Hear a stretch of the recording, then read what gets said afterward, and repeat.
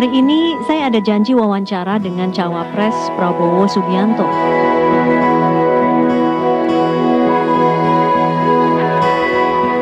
Bersama dengan Capres Megawati Soekarno Putri, Prabowo Subianto akan bertarung pada Pilpres 2009 mendatang.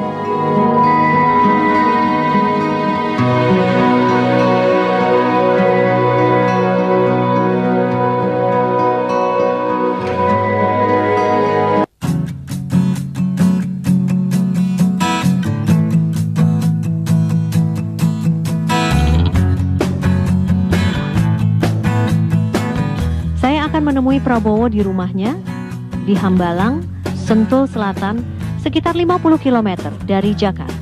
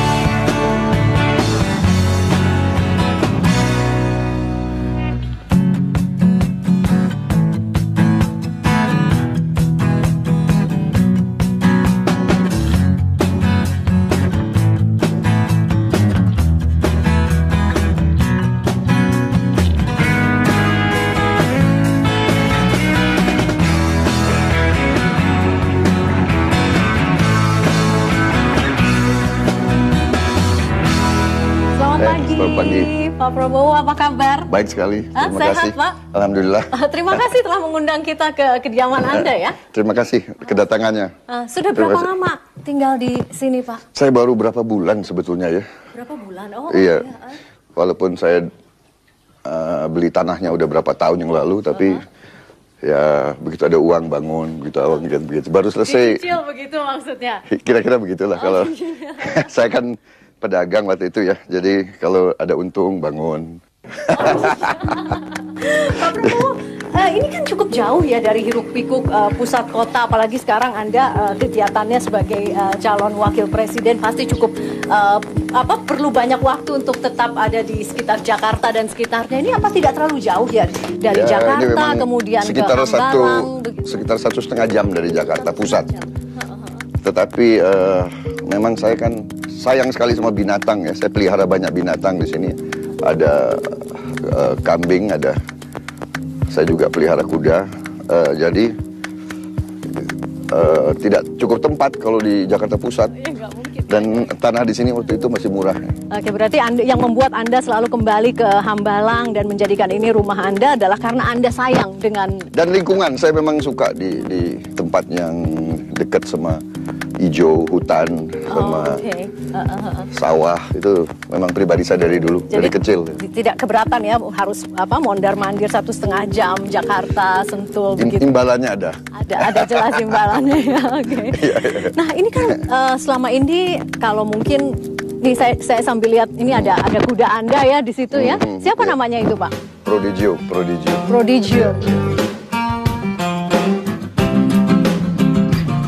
Rumah di Bukit Hambalang, Desa Bojongkoneng, Kabupaten Bogor, Jawa Barat, cepat menyedot perhatian publik. Bagaimana Prabowo Subianto menjelaskan tentang rumahnya itu? Saksikan setelah yang berikut.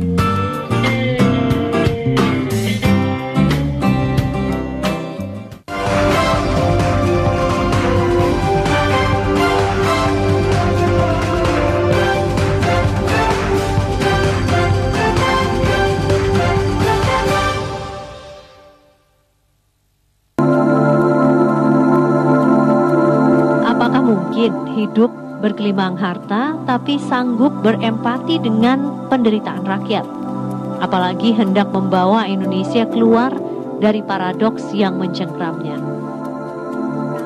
Bagaimana Prabowo Subianto meyakinkan rakyat? Simak wawancara saya berikut ini. Nah, terus bagaimana Anda bisa berempati dengan rakyat kecil yang ingin Anda perjuangkan? Nah, bagaimana penjelasan Anda?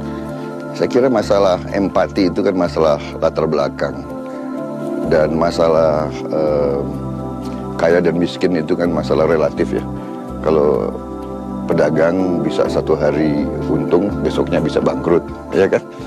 Jadi, nah sekarang dalam manapun agama pun juga mengajarkan bahwa untuk kita bisa membantu orang, kita sendiri harus kuat secara intelektual, kuat secara ekonomi. Kalau kita sendiri dalam keadaan sulit, bagaimana kita bisa membantu orang lain, kan begitu? Kalau enggak ya kita bisa jadi. Maksud Pak Prabowo jangan-jangan malah nanti mengambil jatah rakyat begitu kalau saya kira finansial seorang calon tidak kuat juga begitu? Yang terutama kejujuran ya. Jangan kekayaan itu dari mencuri, dari korupsi. Kalau itu dari rezeki Tuhan, usaha sendiri saya kira kan nggak ada masalah. Oh, oke. Ya. Apalagi kalau kekayaan itu kita pakai untuk kepentingan bangsa dan negara. Nah, terus banyak sekali juga yang bilang Pak Prabowo, kalau Anda ini tiba-tiba sudah lama menghilang, kemudian tiba-tiba muncul dengan ide ekonomi kerakyatan. Mana rekam jejaknya ini, kemana aja orang ini selama ini tiba-tiba datang? Nah, biasanya Anda merespon seperti apa kalau ada orang yang mengatakan demikian? Itu mungkin orang yang tidak mengerti, ya, karena yang bilang saya menghilang siapa? Bahwa saya tidak diliput, benar. Ya kan, mungkin sekarang saya cawapres, saya diliput, kan begitu.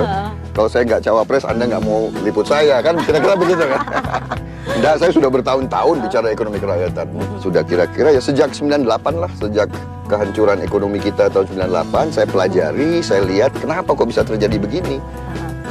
Waktu itu Bank Dunia dan IMF kan muji-muji kita. Ternyata kita hancur 97. Apa yang terjadi? Saya pelajari. Kemudian waktu saya keluar dari tentara, saya terpaksa jadi pengusaha. Saya dari dulu nggak pernah niat jadi pengusaha. Saya niatnya jadi tentara, kan begitu kan? Jadi jadi pengusaha itu kategorinya terpaksa begitu? Terpaksa, karena pensiun saya nggak cukup. Dan saya nggak pernah korupsi, ya kan? Saya nggak pernah korupsi, saya diajarkan orang tua saya tidak boleh korupsi. Dan saya seorang patriot, saya dulu dari letnan sudah pertaruhkan nyawa saya untuk Republik ini berkali-kali, ya. Saya kan bukan perwira di belakang meja, saya dulu di lapangan terus, ya. Belum pernah saya di jabatan staf. Paling berapa bulan? Mungkin totalnya dari 28 tahun, mungkin saya paling ya 1 tahun lah. Ya. Jadi kurang, nggak cukup uangnya begitu, terus makanya jadi pengusaha. Ya, benar, benar. Sekarang bagaimana? Sekarang uangnya sudah cukup dong? Ya untuk hidup saya kira jelas ya, untuk hidup jelas, ya jelas. Untuk berjuang, memperjuangkan hak rakyat?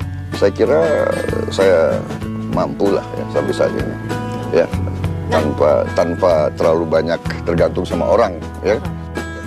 Saya penasaran, siapa orang-orang yang membentuk karakter Prabowo Subianto hingga seperti sekarang? Bagaimana soal karakter Anda yang sekarang? Anda kan dikenal sangat tegas dan kemudian sangat antusias kalau berbicara, ya. Nah ini siapa sih yang paling berperan dalam membentuk karakter Anda? Yang paling berperan tentu orang tua, ya. Dan kakek saya, ya. Kakek saya, nenek saya. Kakek Anda, Pak Margono Joyo Hadikusumo, juga pendiri Bank BNI ya pada pada waktu perjuangan. Nah itu bagaimana kakek Anda menginspirasi Anda sehingga Anda bisa mengambil kesan atau paling tidak ilmu dari kakek Anda? Saya kira begini ya, keluarga kakek saya waktu itu adalah keluarga pejuang, ya. Mereka melawan Belanda, 2 putranya gugur, jadi paman saya gugur dalam pertempuran melawan penjajah, ya. Waktu itu melawan Jepang, tapi Jepang kan waktu itu bertindak untuk Belanda, ya, untuk sekutu Nika, ya. Jadi kakek saya pejuang, putra-putranya gugur di Perang Kemerdekaan pada hari yang sama. Orang tua saya juga pejuang. Jadi suasana di rumah saya itu suasana istilahnya benar-benar suasana republik. Bangga bahwa kita ikut mendirikan Republik Indonesia, berkorban untuk Republik Indonesia, berjuang. Jadi suasana itu adalah bahwa kita selalu harus mengabdi, berjuang kepada Republik. Dari kecil itu, ya. Tiap tahun saya dibawa ke makam pahlawan, melihat paman-paman saya makamnya di situ. Saya kira penanaman nilai-nilai patriotisme ya. Kakek saya seorang yang sangat patriotik. Sangat patriotik. Dari situ darahnya ya. Ya. Kemudian kalau misalnya Profesor Sumitro, ayah Anda, nah apa kesan terdalam Anda terhadap ayah Anda? Ayah saya juga pejuang ya, yang sangat patriotik, selalu memikirkan rakyat. Dia selama hidupnya dia sebetulnya seorang sosialis ya. Dia sebetulnya sangat curiga dengan kapitalis itu, tapi anaknya, adik saya jadi kapitalis, jadi pengusaha ya, jadi pengusaha. Tapi adik saya itu kapitalis yang punya hati nurani, ya yang punya rasa tanggung jawab sosial. Jadi saya kira itu kita sekarang, saya kira sudah lebih maju, sudah lebih arif, bahwa kita juga mengerti bahwa kapitalisme itu ada baiknya, ada sisi baik, ada sisi negatifnya ya. Sosialisme ada sisi baik, sisi negatifnya. Jadi untuk Indonesia yang terbaik saya kira adalah perpaduan ya. Ada sistem ekonomi diambil dari kapitalisme, dari sosialisme, juga dari untuk Indonesia juga sudah dicoba ekonomi syariah dari pelajaran-pelajaran Islam juga. Jadi ini kita punya harusnya yang disebut ekonomi gabungan, mixed economy ya. Ya, jadi perpaduan. Tidak ada yang benar-benar paham yang berdiri sendiri untuk Indonesia. Mungkin karena Indonesia unik begitu, Pak Prabowo? Saya kira tidak unik ya. Semua negara sekarang mengalami proses di mana sistem ekonomi masing-masing itu merupakan gabungan daripada yang terbaik. Yang paling penting adalah kepentingan nasional. Semua sistem ekonomi harus memajukan kepentingan nasional kita. Itu yang saya berkali-kali kepada Anda pun dalam wawancara sebelum ini, saya katakan bahwa sistem ekonomi sekarang tidak berhasil menahan kekayaan nasional. Ya, kekayaan nasional kita bocor terus ke luar negeri. Ini yang jadi masalah gitu. Oke, itu yang jadi masalah. Tapi saya masih bisa diajak jalan-jalan ke tempat lain juga ya, Pak Silakan, Prabowo, saya mau ya? kasih lihat kambing-kambing saya. Oke, ya, baik. Ya, ayo silakan. Ayo.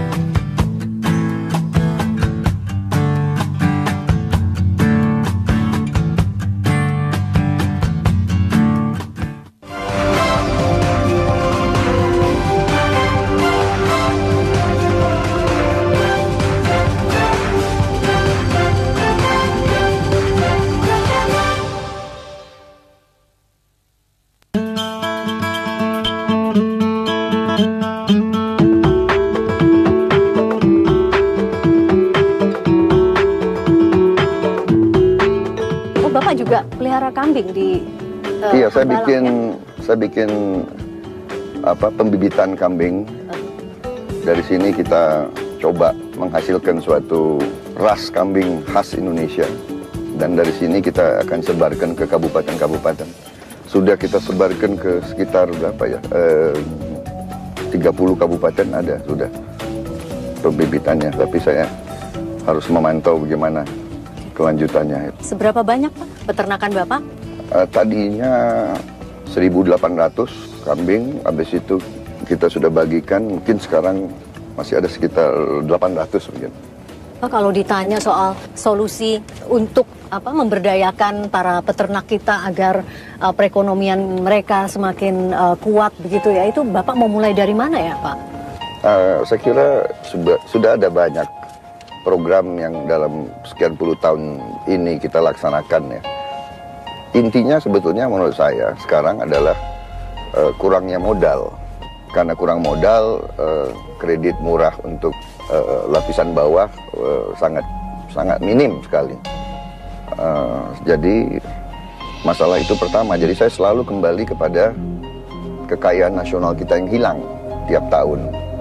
Kalau kita sebagai bangsa hilang 200 triliun tiap tahun keluar dari Indonesia, tidak tinggal di Indonesia, bagaimana ada uang cukup, tidak berputar uang itu, tidak berputar di ekonomi kita gitu. Jadi yang korban rakyat banyak gitu. Jadi kalau kita sungguh-sungguh mau bantu rakyat kita, masalah yang kunci ini harus kita selesaikan. harus kita amankan.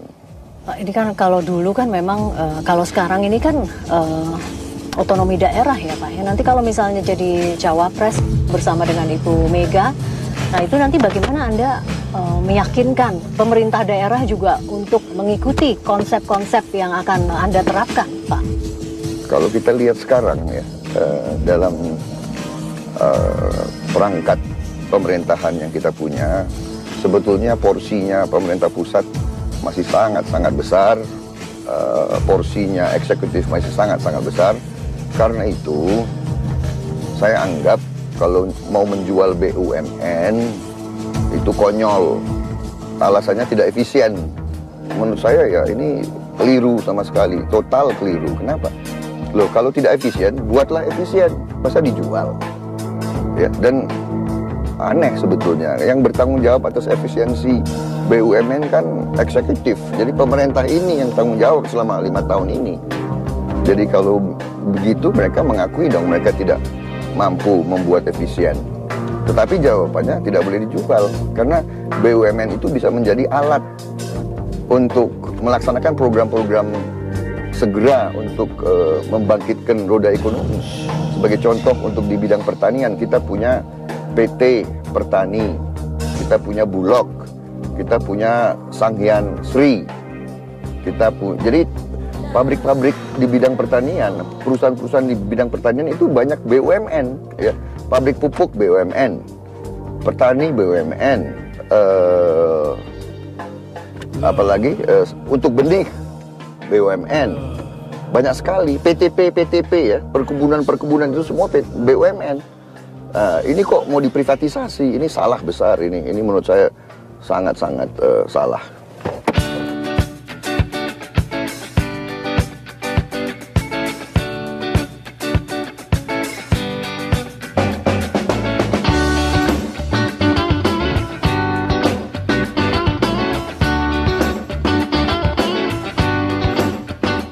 Oh, bagus banget. Ini pejantan kambing Atawa. Ini pejantannya. Oh, oke. Itu yang betinanya di situ semua. Jadi kita sekarang sudah berapa yang kita bagikan ya? Yang dibagikan kemarin hampir 1.200, Pak. Sudah dibagikan ya? Iya. 1.200. Dibagikan kemana Pak Ke Prabowo? kelompok-kelompok tani Oh, di kabupaten-kabupaten. Sekarang lagi bunting 360, Pak. Ada berapa kelompok tani yang kita bantu kemarin? Kita bantu 30 kabupaten. Berapa Iya. kabupaten? Jadi kita bantu 30 kabupaten. 30 kabupaten baru 30. Ini baru kurang baru 1 tahun ya. Baru 1 tahun, Pak. Hah? Baru 1 tahun, Pak. Iya. Kita terus lanjut. Ya ini apa? Sebetulnya gagasannya ini adalah untuk ada perbenihan ya. Kamu ini Malah pohon hiasnya Gawat, juga di bukan? mana? Oke. Jadi dari sini kita berharap kita bisa dapatkan ras yang unggul. Ya. Iya. Kalau tidak salah, kita rata-rata kambing Atawa ini bisanya setengah liter sehari. Ada yang bagus bisa 1 liter. Susu yang dihasilkan. Iya, susu. Ada yang paling bagus itu kita punya yang bisa 3 liter sampai 4 liter sehari. Tapi hanya 2 dari 1.000 ya. Dari 1.000 2. Ya ini kan sejak kampanye saya udah jarang udah melihat. jarang ya Pak ya. Tapi sebetulnya inilah yang kita inginkan. Tapi ya. bagaimana sih maksudnya bedanya apa hidup Anda sehari-hari dibandingkan dengan saat ini pas Anda sudah sibuk dengan kampanye cawapres? Ya sibuk sekali waktu ya. Iya. Terus apa waktu itu? Negara kita besar sekali. Seperti Jadi, apa? kemarin saya ini sekarang mau berangkat lagi saya ke Jawa Timur. Iya. Iya. Nah seperti apa waktu itu? Apa kehidupan Anda jika dibandingkan setelah menjadi cawapres? Kira-kira seperti apa sih sehari-hari itu Pak? Ya saya kira sekarang waktu ya, time management ya. Kekayaan alam yang melimpah, tetapi rakyatnya miskin, memanggilnya untuk menawarkan solusi. Saksikan setelah yang berikut.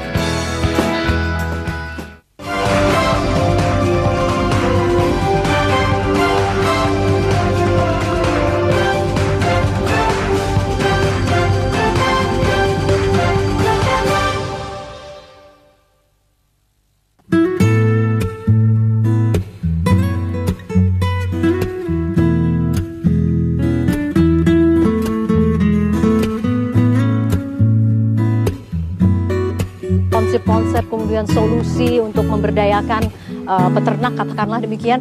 Nah, kemudian bagaimana Anda meyakinkan konstituen Anda atau calon pemilih Anda begitu kan? Bagaimana agar ide ini sampai dan rakyat yakin untuk memilih Anda? Ini bagaimana? Apa yang terpikir oleh Anda? Ya antara lain kan sekarang saya bicara sama Anda. Iya kan? Iya. Iya kan? Iya kan, Pak. Sebelum saya berangkat saya terima Anda. Ya inilah sekarang perjuangan kita memberi pengertian kepada masyarakat bahwa negara kita sangat kaya, sangat besar, tapi kekayaan kita bocor. Nah ini yang membedakan saya dengan katakanlah pasangan-pasangan yang lain ya, bahwa mereka menganggap situasi sudah baik. Kalau saya mengatakan situasi kita tidak baik, tidak baik. Bagaimana bisa baik kalau kekayaan nasional mengalir keluar, ya kan? Yang saya sudah jelaskan di TV berapa kali, ya, bahwa sistem kita terlalu bebas, ya. Pemerintah kita tidak punya strategi yang jelas untuk menjaga kekayaan kita. Saya sudah buktikan bahwa kita ini kehilangan kekayaan nasional 12 tahun belakangan ini rata-rata 200 triliun setahun. Itu kan luar biasa itu. 200 triliun kali 12 itu 2.400 triliun. Bayangkan kalau sekarang bangsa kita punya 2.400 triliun, apa yang bisa? Perputaran uang kayak apa itu? Ya? Oke, luar biasa. Luar biasa. Pak Prabowo, tapi kan kalau orang Indonesia mayoritas itu masih melihat sosoknya ya, figurnya.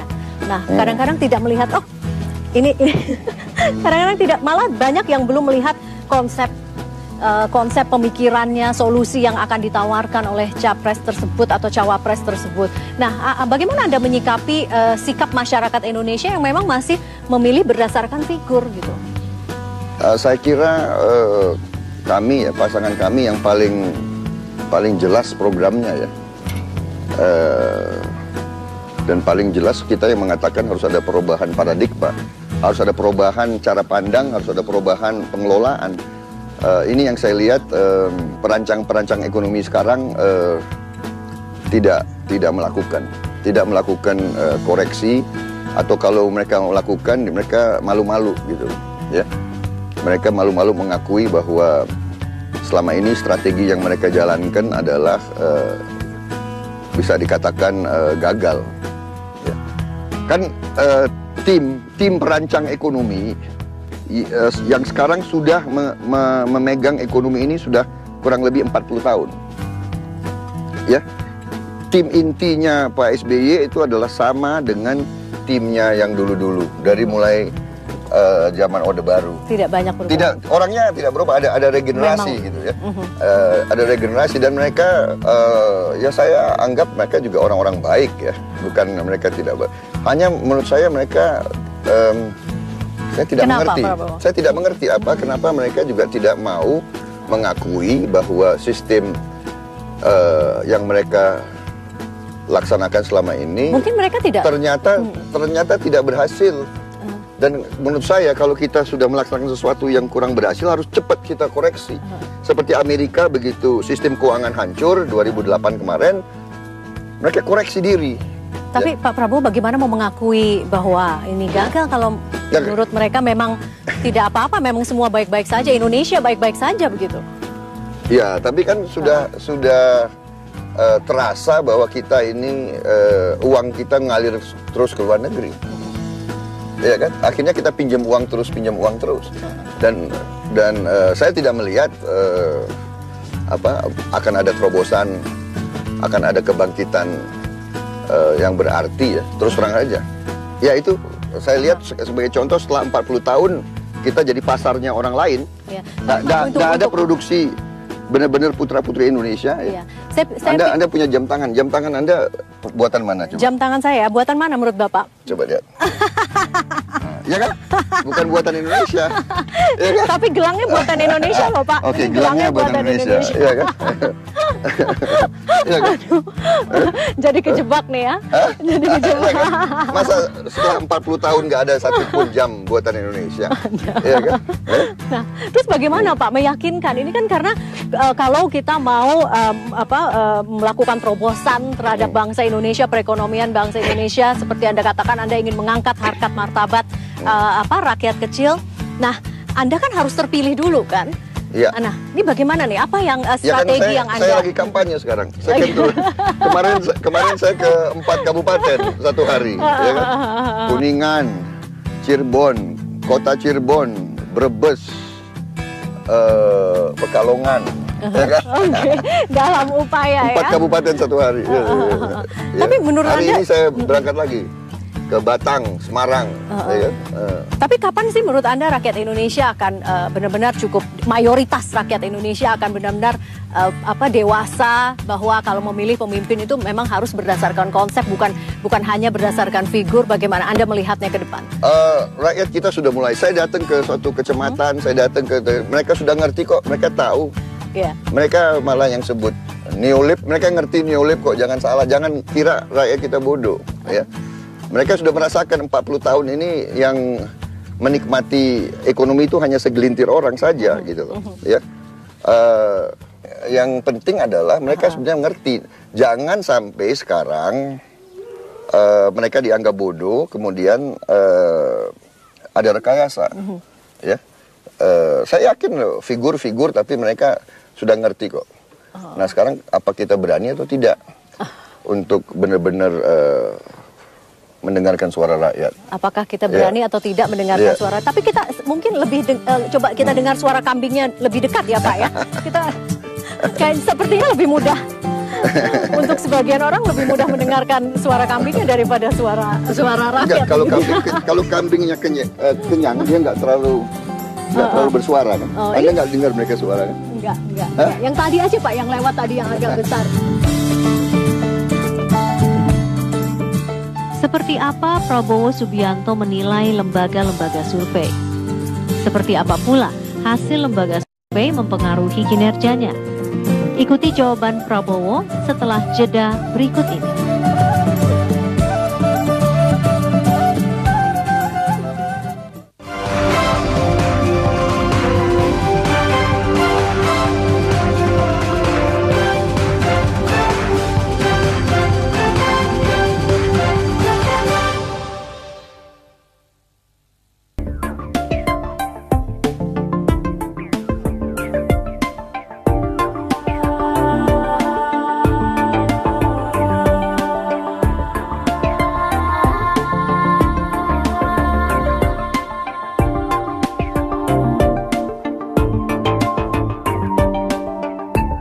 Soal survei tadi kan bagaimanapun juga elektabilitas para capres cawapres ini berbeda-beda. Nah biasanya Bapak apa sih responnya terhadap hasil-hasil survei yang tidak menempatkan pasangan Mega Pro di posisi yang unggul begitu?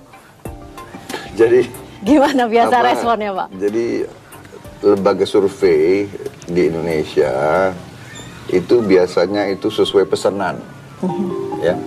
Mereka dibayar oleh salah satu kontestan, kemudian ya tentunya kalau dibayar ada maksudnya kan, maksudnya supaya mempengaruhi rakyat, mempengaruhi masyarakat.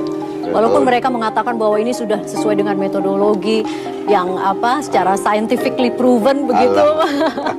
Anda tidak percaya Pak Prabowo? Bohong lah itu semua. Ya. Jadi semua orang yang punya akal nalar tahu bahwa itu bohong, ya kan? Nonsense itu. Kalau orang dibayar itu kan tergantung yang bayar. Kan kalau di luar negeri itu kan survei-survei itu dilakukan oleh lembaga-lembaga independen yang kuat atau stasiun TV yang kuat, CNN, Reuters, ya kan, yang punya reputasi. Itu pun suka meleset. Tapi kalau ini kan yang sengaja dipesan ya itu untuk penciptaan persepsi lah kira-kira ya. Berarti di Indonesia jadi dianggap bahwa lembaganya rakyat kita ini mudah untuk dipengaruhi gitu. Jadi semacam conditioning conditioning. Sejauh mana kekhawatiran Pak Prabowo bahwa hasil-hasil survei yang memang secara gencar dikeluarkan secara periodik begitu ya akan mempengaruhi para pemilih begitu? Ya bisa ada yang terpengaruh, bisa. Tetapi saya lihat rakyat sendiri juga sudah tahu kok apa esensi yang mereka hadapi, ya. Yang mereka rasakan tiap hari. Karena ada iklan mengatakan pendidikan gratis. Oh, saya tanya keliling-keliling, saya tanya di kabupaten, apa pendidikan gratis di kabupaten kamu? Nggak ada, bohong Pak itu. Iya kan? Ada salah satu staf adik saya, ya staff ya, gajinya agak lumayan. Untuk SD saja dia harus bayar satu semester berapa? 600.000 satu semester. Untuk buku, untuk ini, untuk itu, ya kan? Jadi memang itu SD negeri gitu. Okay. Jadi bagaimana ya? Jadi rakyat tahu kok kondisi sekarang, ya. Nah, pilihannya sekarang adalah perubahan, mau perbaiki atau mau lanjutkan. Kan esensinya itu, mau lanjutkan sistem sekarang, ya kan? Nah, kalau jadi itu the choice gitu. Jadi ini semua ini apa gencarnya lembaga survei apa itu nanti quick count itu sebenarnya tricky. Tapi kalau Anda sendiri bagaimana? Anda kan bukannya tanpa modal, bukannya tanpa tim yang kuat di belakang. Nah, apakah Anda tidak ingin mengcounter begitu hasil-hasil survei tersebut? Ya, kita mengcounter ya, tapi tentu yang kita usung perubahan sehingga mungkin yang tidak suka dengan message perubahan ini kan semacam oligarki ya, kelompok-kelompok orang yang menikmati kekayaan besar dari sistem yang lemah ini. Jadi saya kira mereka berbondong-bondong akan mendukung salah satu pihak gitu yang ingin meneruskan situasi ini.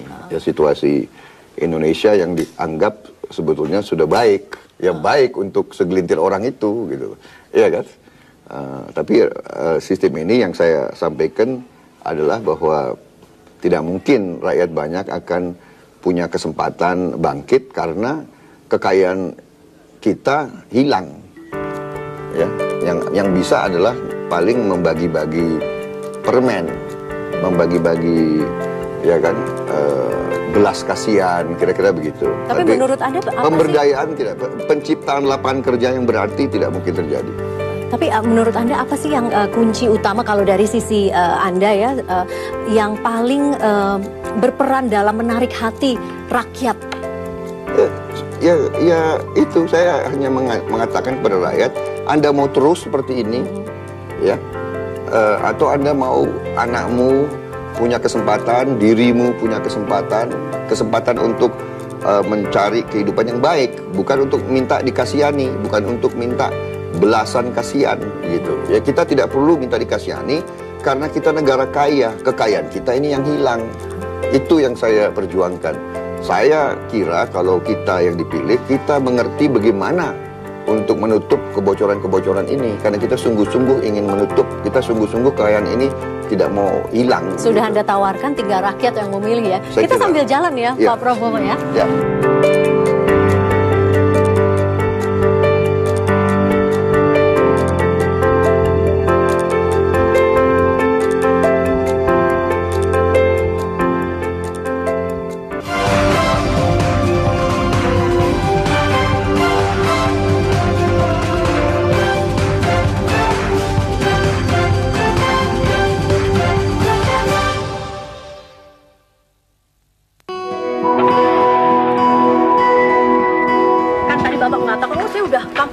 Mensosialisasikan pemikiran-pemikiran saya. Terus kemudian apakah kita masih akan melihat ya katakanlah kejutan gitu dari berbagai langkah Anda yang sudah Anda persiapkan menjelang Pilpres yang sudah sebentar lagi ini? Apa ya kejutan, Mbak? Kira-kira ada kejutan? Apakah kita akan melihat kejutan dari seorang Prabowo Subianto begitu dalam waktu dekat ini?